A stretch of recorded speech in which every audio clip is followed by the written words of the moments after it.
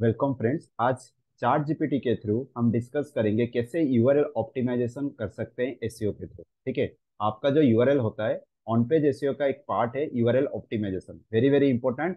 How ChatGPT will help you और direct you what are the necessary steps you have to taken for the URL optimisation.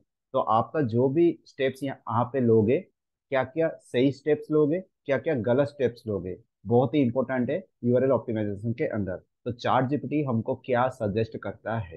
ठीक है। तो पहले देखो chart GPT हमको क्या बोल रहा है।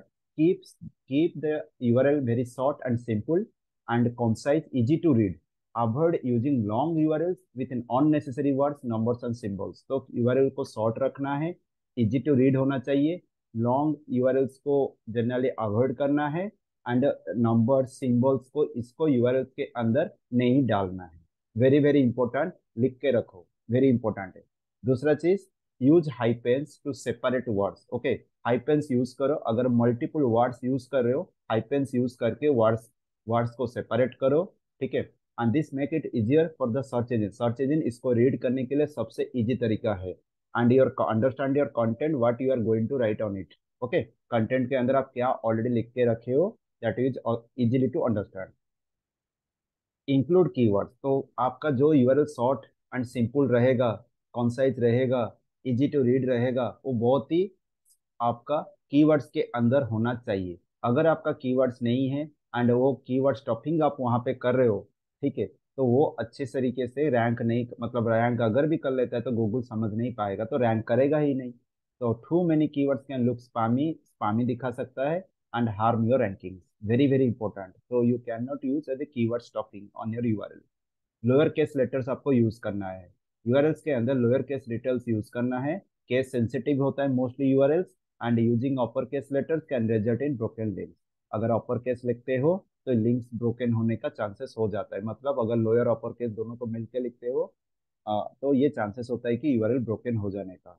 उसके बाद आपका next, avoid using stop words. Stop words का मतलब है जब भी आप कीवर्ड्स यूआरएल को अब आप वर्ड कीवर्ड्स असाइन कर रहे हो, तो उस समय आप ट्राई करो एंड ऑफ और these are the stop words use ना हो। There is, I also make a video on the stop words on the next session. Okay, तो स्टॉप वर्ड्स के अंदर आप ये चीज को कीवर्ड्स के अंदर मत डालो। एंड जैसे कि कीवर्ड्स के अंदर नहीं होना चाहिए, मतलब यूआरएल के अंदर भी नहीं होना चाहिए, इग्नोर करना चाहिए। यूआरएल्स के अंदर कंसिस्टेंट होना चाहिए। यूआरएल का स्ट्रक्चर्स अकॉर्डिंग टू पूरा एंटर वेबसाइट के अंदर पूरा सिंपल होना चाहिए and easier to search engine के हिसाब से इजी होने से क्राउलिंग होगा एंड इजीली रैंक करेगा। तो डायनेमिक पैरामीटर्स नहीं होना चाहिए। ठीक है। डायनेमिक पैरामीटर्स का मतलब क्या होता है, जब पैरामीटर्स मतलब वहाँ पे क्वेश्चन मार्क होगा, क्वेरी होगा। ओके, तो इस तरीके से मेसी लुक नहीं होना चाहिए, जो कि डिफिकल्ट टू अंडरस्टैंड करना पड़े सर्च इंजन के लिए, क्रॉलर के लिए।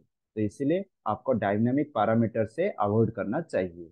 तो ये था 7 points URL optimisation. Okay, and ये चार जीपीटी जो पॉइंट्स यहाँ पे मैंने बताया, बहुत ही सिंपल, मतलब बहुत ही इंपॉर्टेंट पॉइंट्स ये कवर किया है। आप गूगल के अंदर बहुत सारे वेबसाइट्स में डिफरेंट डिफरेंट तरीके से इसको समझाते हैं।